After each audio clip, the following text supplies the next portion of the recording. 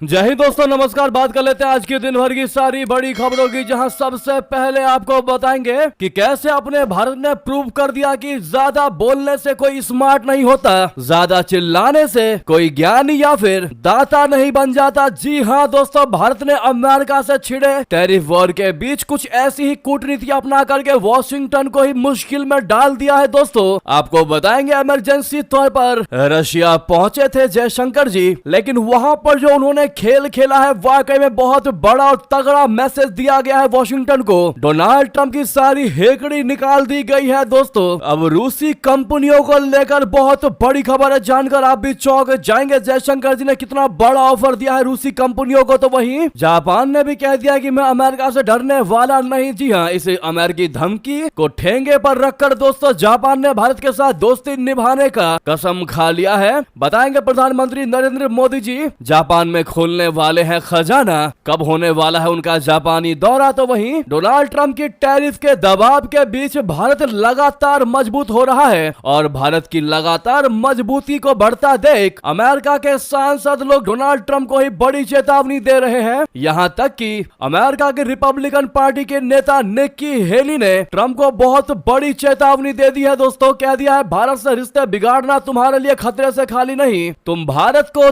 दबाव डालकर गिरा नहीं बल्कि खुद अपने आप पैर पर कुल्हाड़ी मार रहे हो। बताएंगे दोस्तों इस बयान के पीछे क्या तर्क दिया निक्की हेली ने। तो वहीं आपको बताएंगे, जैसा कि सुबह की खबर में हमने आपको बताया था दोस्तों कि वांग यी दिल्ली से सीधा काबुल पहुंचे और वहीं पर उन्होंने पाकिस्तान को भी बुलाया था। लेकिन अब जो बहुत बड़ी खबर निकलकर सामने आ रही दोस्तों, जो वाकई में सबको चौंका देगी और पाकिस्तान की हालत खराब कर देगी। काबुल में पाकिस्तान को बुलाकर चीन ने और अफगानिस्तान की तालिबानी सरकार ने जमकर भारी बेइज्जती की, खाली हाथ उल्टे पांव लौटना पड़ गया इशाक डार को। जी हाँ, आखिर क्या रही वजह, तो वहीं आपको बताएंगे कैसे प्रधानमंत्री नरेंद्र मोदी जी ने कांग्रेस पार्टी के नेताओं की खोलकर रख दी पोल। बता दिया कैसे गांधी परिवार अपने में लड़ रहा है और कांग्रेस पार्टी में कुछ बेहतरीन नेताओं, कुशल नेताओं को नहीं दिया जा रहा है मौका। मोदी जी की जुबानी आपको सुनाएंगे काफी ज्यादा, आप कहेंगे कि इन्होंने पते की बात कही है। तो वहीं बिहार में मचा बवाल, सीएम नीतीश कुमार ने मुस्लिम टोपी पहनने से किया इनकार। ये सारी जानकारी आज आपको विस्तार से बताने वाले हैं दोस्तों। बड़ी ही बेहतरीन खबरें हैं, बस आप वीडियो के लास्ट तक बने रहेगा। और खबरों में आगे बढ़ने से पहले देश भारत के स्वतंत्र नीति का और नए भारत की कूटनीति का जमकर समर्थन करते हैं तो इस वीडियो को लाइक करके, इस चैनल को सब्सक्राइब करके, बेल आइकन दबा के कमेंट में जय हिंद कह दीजिएगा। बात कर लेते हैं पहली और सबसे बड़ी खबर की, जहां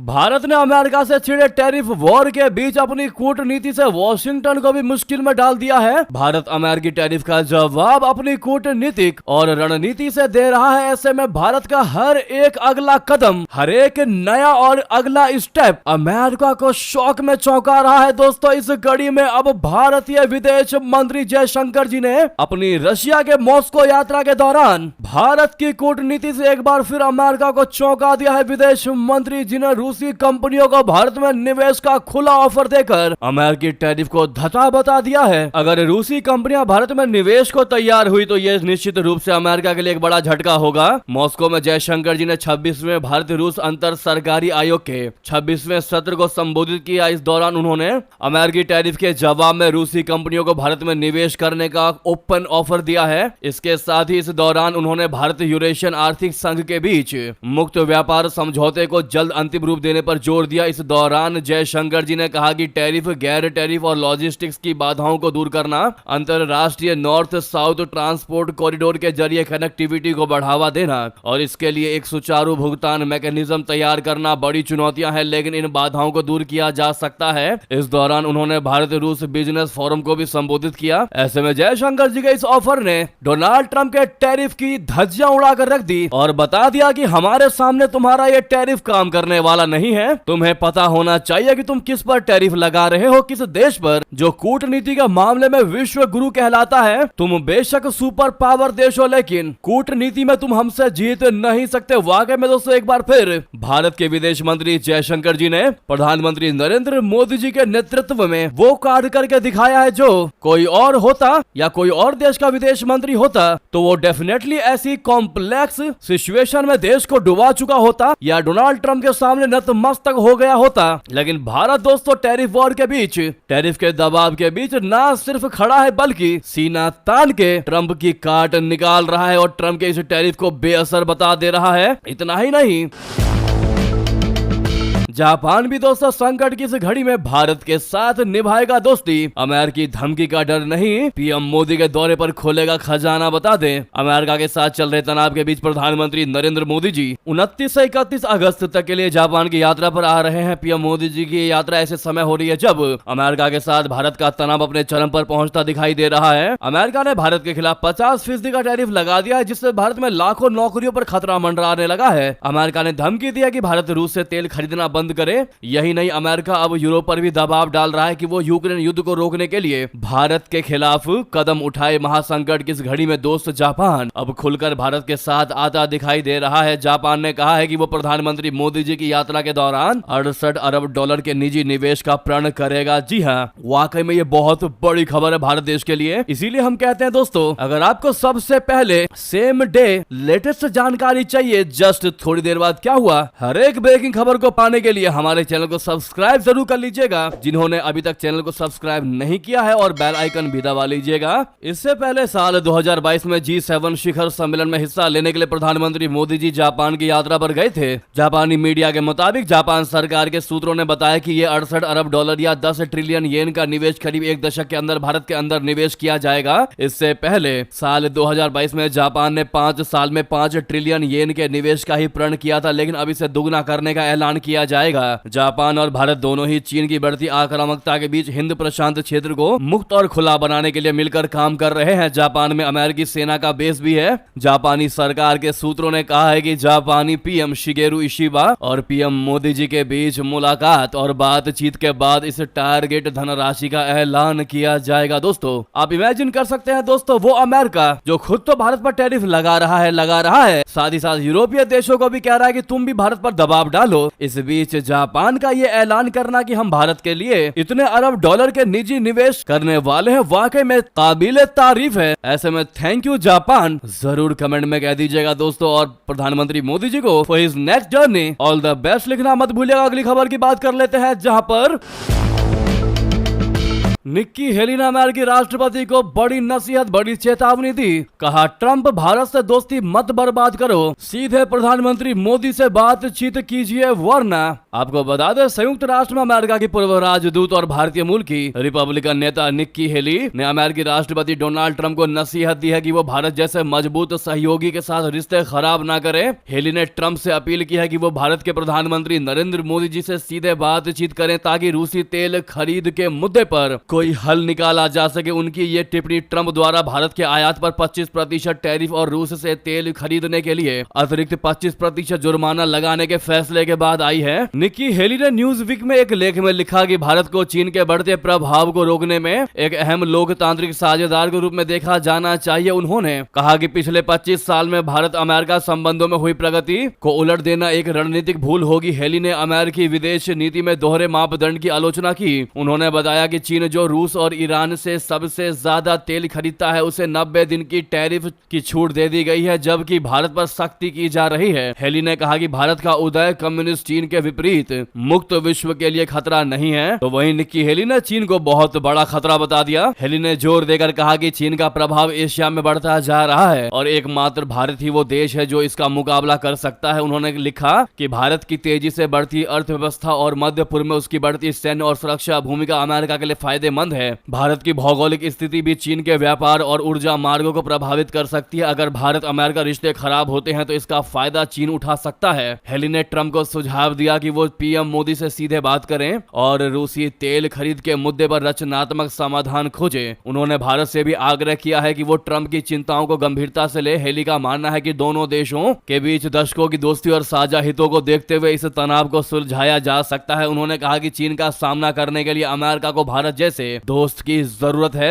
ऐसे में दोस्तों हमारा तो यही कहना है कि आज नहीं तो कल ट्रम्प को अकल जरूर आएगी। उसको जरूर ये रियलाइज होगा कि भारत पर दबाव बनाकर उसने दुनिया की सबसे बड़ी गलती की है या अमेरिका ने आज तक की सबसे बड़ी गलती की है। और ये रियलाइजेशन ज्यादा दिन की बात नहीं है दोस्तों, कुछ ही टाइम में ट्रम्प सुधरते दिखाई देंगे। अगर आप भी मानते हैं कि भारत आगे से तो नहीं कहने वाला लेकिन ट्रम्प को रियलाइज जरूर होगा तो इस वीडियो को लाइक जरूर करिएगा दोस्तों, अभी तक लाइक नहीं किया है तो। और ट्रम्प के इस टैरिफ वॉर पर आपका क्या कहना है बताना मत भूलिएगा। अगली खबर की बात कर लेते हैं, जहां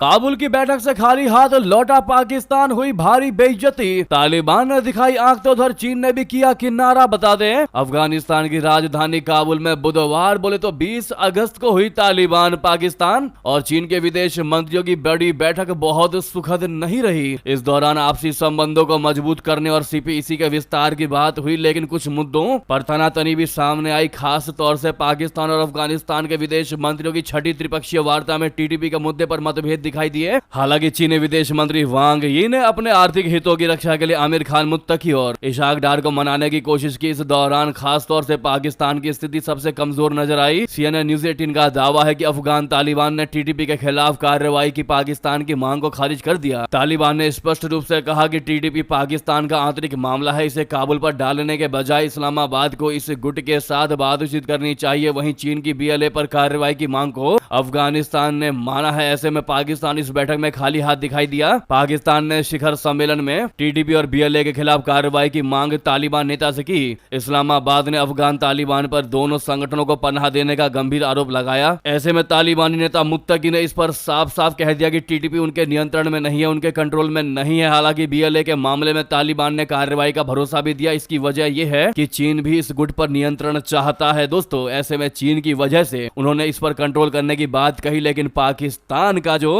BLA को लेकर आतंक है दोस्तों उस पर जरूर आश्वासन दिया है तालिबान ने। बैठक में चीनी प्रतिनिधिमंडल ने कथित तौर पर सीपीईसी का अफगानिस्तान में विस्तार करने, काबुल से पारगमन गलियारे बनाने और मध्य एशिया तक आसान पहुंच सुनिश्चित करने पर जोर दिया। बीजिंग ने अफगानिस्तान के विशाल खनिज भंडारों की खोज में भी अपनी दिलचस्पी का संकेत दिया। इससे चीन के काबुल में रुचि के पीछे के एजेंडे का पता चलता है। तो वही आपको बता दें बांग्लादेश को पूर्वी पाकिस्तान बनाने की साजिश रच रहे आसिम मुनीर ट्रंप के सामने रखा ललचाने वाला ऑफर, जो कि भारत के लिए बहुत बड़ा खतरा बन सकता है। बता दे लंबे संघर्ष और हजारों लोगों की कुर्बानी के बाद पाकिस्तान से आजादी पाने वाला बांग्लादेश मुश्किल में पड़ता दिखाई दे रहा है। साल 1971 में अलग राष्ट्र बने बांग्लादेश को अस्थिर करने के लिए बड़े स्तर पर साजिश चल रही है। ये साजिश पाकिस्तान के आर्मी चीफ आसिम मुनीर कर रहे हैं। आसिम मुनीर अमेरिकी डीप स्टेट और ढाका के कट्टरपंथी मिलकर बांग्लादेश को 1971 से पहले का पूर्वी पाकिस्तान बनाने की योजना पर बढ़ रहे हैं। इस प्लान में बांग्लादेश में आतंकवाद और मादक पदार्थों की तस्करी बढ़ाकर भारत विरोधी अभियानों का केंद्र बनाना है। बांग्लादेश के जाने माने पत्रकार सलाहुद्दीन शोएब चौधरी ने यह दावा किया है। उनका कहना है कि इस पर लगाम नहीं लगाया गया तो यह पूरे दक्षिण एशिया में अस्थिरता की वजह बन जाएगा। सलाहुद्दीन शोएब चौधरी ने ब्लिट्ज में लिखे अपने लेख में लिखा है कि बांग्लादेश में पिछले साल अगस्त में मोहम्मद यूनुस की सरकार बनने के बाद से पाकिस्तान की आर्मी और इंटर सर्विसेज इंटेलिजेंस यानी ISI बेहद ही ज्यादा सक्रिय है। इनका टारगेट अस्थिरता का फायदा उठाते हुए बांग्लादेश पर प्रभावी नियंत्रण स्थापित करके और उसे क्षेत्रीय आतंकवादी कार्रवाइयों के लिए एक अग्रिम अड्डे में बदलना है। दोस्तों उधर बता दें चीन के साथ भारत के लगातार बढ़ रहे संबंध, बेहतर हो रहे हैं रिश्ते, उसके बावजूद भी दोस्तों चीन की चाल भारत को हमेशा से पता रहती है। यानी कि चीन से गलबहियां के बीच भी सेना ने क्योंकि LAC पर अलर्ट रहने के बाद PLA की मौजूदगी के क्या है बड़े मायने आपको बताते हैं। अगर भारत और चीन के बीच वास्तविक नियंत्रण रेखा बोले तो LAC पर लंबे समय के लिए तनाव को कम करने की औपचारिक प्रक्रिया को अंजाम दिया जाता है तो भारत को सैन्य तौर पर अत्यधिक सावधानी बरतने की आवश्यकता होगी, क्योंकि पूर्वी लद्दाख से लेकर अरुणाचल प्रदेश तक चीन की पीपल्स लिबरेशन आर्मी PLA अपना इंफ्रास्ट्रक्चर बहुत ही ज्यादा मजबूत कर चुकी है। उन्हें 100-150 किलोमीटर दूर से भी LAC तक पहुंचने में कोई दिक्कत नहीं होगी और वो ये फासला चंद घंटों में तय कर सकते हैं। सेना के एक सीनियर अधिकारी ने टाइम्स ऑफ इंडिया से कहा है कि पिछले 5 वर्षों में पूर्वी लद्दाख से लेकर अरुणाचल प्रदेश तक चीन ने जिस तरीके से पूरे LAC पर सड़कें, पुल, सुरंगें और ठिकाने बना लिए हैं, PLA के जवान 100 से 150 किलोमीटर से आसानी से 2 से 3 घंटों में बुलाए जा सकते हैं, लेकिन भारतीय सेना के साथ ऐसा नहीं है। सेना के एक वरिष्ठ अधिकारी ने कहा है कि दोनों देशों के बीच तनाव कम करने को लेकर होने वाली चर्चा के दौरान दोनों मुल्कों की सैन्य वास्तविकताओं को भी ध्यान में रखना पड़ेगा। चीन के विदेश मंत्री वांग यी के भारत दौरे पर अभी दोनों देशों के बीच तनाव कम करने और उसके लिए अपनाई जाने वाली प्रक्रिया शुरू करना तय हुआ है। ऐसे में अपने भारत को पता है कि चीन कितना भी रिश्ता बढ़ा ले भारत के साथ, कितने भी संबंध अच्छे कर ले, लेकिन अगर उसको भारत को चोट पहुंचाना है तो वो जरूर कुछ ना कुछ ऐसी हरकतें जरूर करेगा। ऐसे में अपना भारत हर समय के लिए तैयार रहता है और ऐसा नहीं कि अभी संबंध अच्छे हैं चीन के साथ तो अपने सैनिकों को बॉर्डर से हटा लिया जाएगा। अपना भारत ये बात बहुत अच्छे से जानता है कि कभी भी कुछ भी कर सकता है चाइना। इसीलिए दोस्तों LAC पर अलर्ट रहने की बात कही गई है। साथ ही साथ आपको बता दें, रशिया ने यूक्रेन पर किया साल का तीसरा सबसे बड़ा हवाई हमला। पश्चिमी इलाके में 570 से ज्यादा ड्रोन और 40 मिसाइलें दाग दी। डोनाल्ड ट्रंप के शांति समझौते वाले सपनों पर पानी फेर दिया रशिया ने। बता दें कैसे उम्मीद तोड़ दी गई है ट्रंप की। अलास्का से लेकर वॉशिंगटन तक रशिया यूक्रेन के बीच करीब 4 साल से चल रहे संघर्ष को खत्म करने की कोशिश चल रही है, लेकिन दोनों ही देश पीछे हटने को तैयार नहीं। अमेरिकी राष्ट्रपति ट्रंप ने हाल ही में रूसी राष्ट्रपति व्लादिमीर पुतिन से अलास्का में मीटिंग की थी, जो बेनतीजा रही। इसके बाद यूक्रेनी राष्ट्रपति वोलोदिमीर जेलेंस्की ने भी यूरोपीय नेताओं के साथ वॉशिंगटन में ट्रंप से मुलाकात की ताकि संघर्ष को रोका जा सके। बावजूद इसके अब तक कोई ठोस नतीजा नहीं निकला। वहीं दूसरी तरफ यूक्रेनी एयरफोर्स ने गुरुवार को सबसे बड़ा दावा किया कि रशिया ने यूक्रेन पर अपना सबसे बड़ा हवाई हमला किया, जिसमें 574 ड्रोन और 40 मिसाइलें दागी गई हैं। एयरफोर्स का दावा है कि ज्यादातर हमले यूक्रेन के पश्चिमी इलाकों को निशाना बनाकर किया गया है। इस साल अधिकारियों के मुताबिक इन हमलों में कम से कम 1 व्यक्ति की मौत हो गई और 15 अन्य घायल हो गए। ताजा हमले के बाद यूक्रेन के राष्ट्रपति जेलेंस्की ने कहा कि मॉस्को से ऐसा कोई संकेत नहीं मिला है कि वे युद्ध खत्म करने के लिए तैयार हैं और उनके बीच ठोस बातचीत चल रही है, बल्कि उल्टा यही समझ में आ रहा है कि रशिया तो बिल्कुल नहीं चाहता कि युद्ध समाप्त हो। हालांकि रूस ने दोस्तों पिछले 2 दिनों में यह क्लियर भी कर दिया है कि जब तक हमारे 6 मंसूबे पूरे नहीं होते, 6 मांगे पूरी नहीं होती, चाहे कुछ भी हो जाए, शांति समझौते पर सिग्नेचर नहीं करेंगे। और वाकई में दोस्तों लगता भी यही दिखाई दे रहा है। डोनाल्ड ट्रंप को भी पता है कि पुतिन को समझाना डिब्बे में से घी निकालने जैसा है। दोस्तों नेक्स्ट खबर की बात करते हैं, जहां पर सीएम नीतीश कुमार ने मुस्लिम टोपी पहनने से किया इनकार। मंत्री जमा खान पहना रहे थे मुस्लिम टोपी। बता दें बिहार के सीएम नीतीश कुमार आज मदरसा शिक्षकों के कार्यक्रम में पहुंचे, लेकिन जहां शिक्षकों के एक समूह ने उनका विरोध किया, वहीं एक और दृश्य देखने को मिला। कार्यक्रम के दौरान मंत्री जमा खान सीएम नीतीश कुमार को मुस्लिम टोपी पहनाने लगे, लेकिन नीतीश कुमार ने टोपी अपने हाथों में ले लिया और उसे जमा खान को पहना दिया। दरअसल अब तक नीतीश कुमार बीजेपी के साथ गठबंधन में रहते हुए भी अपनी सेकुलर छवि को बचाकर चलते रहे हैं। तभी कभी वे कहते थे कि टीका भी लगाना होगा और टोपी भी पहननी होगी, लेकिन आज नीतीश कुमार ने टोपी खुद ना पहनकर जमा खान को पहना दिया। इससे सियासी दलों में नई चर्चा छिड़ सकती है। सियासी दल इसके कई मायने निकाल सकते हैं, जो नीतीश कुमार के वोट बैंक पर भी असर डाल सकता है। बता दें कि सीएम नीतीश कुमार मदरसा बोर्ड की 100वीं वर्षगांठ के अवसर पर आयोजित कार्यक्रम में पहुंचे थे। इस कार्यक्रम में बड़ी संख्या में मुस्लिम समाज के लोग मौजूद थे। इस कार्यक्रम के दौरान कुछ लोगों ने नारेबाजी की और नीतीश कुमार का विरोध भी किया। इसी कार्यक्रम के दौरान ये टोपी वाली घटना भी हो गई। जी हाँ दोस्तों, आपकी इस मुद्दे पर क्या राय है? वाकई में नीतीश कुमार ने बहुत ही चौंकाने वाला ये कृत्य किया है दोस्तों। इस पर आपकी राय तो बनती है, देखते हैं आप लोग क्या कहते हैं। साथ ही साथ दोस्तों ये थी की सारी बड़ी खबरें। आपको खबर कैसी लगी कमेंट बताना बिल्कुल मत भूलिएगा। लगे हाथ तो वीडियो को लाइक करके चैनल को सब्सक्राइब करके बेल आइकन दबा के कमेंट में जय हिंद कह दीजिएगा। मिलते हैं अगली बड़ी खबर में। यहाँ तक बने रहने के लिए आप सभी का बहुत बहुत धन्यवाद, बहुत बहुत आभार। बाकी खबरें आपको नेक्स्ट खबर में बताएंगे। जय हिंद, जय भारत।